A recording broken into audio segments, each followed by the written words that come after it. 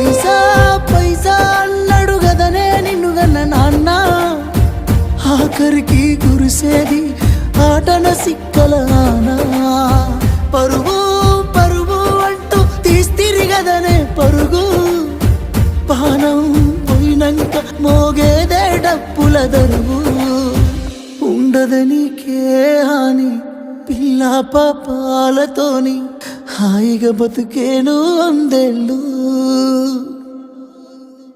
నువ్వు పువ్వులు అల్లుకొని పోతున్నవే అత్తగారింటికి, నే పువ్వులు జల్లుకొని పోతున్ననే కాలే కాటికి.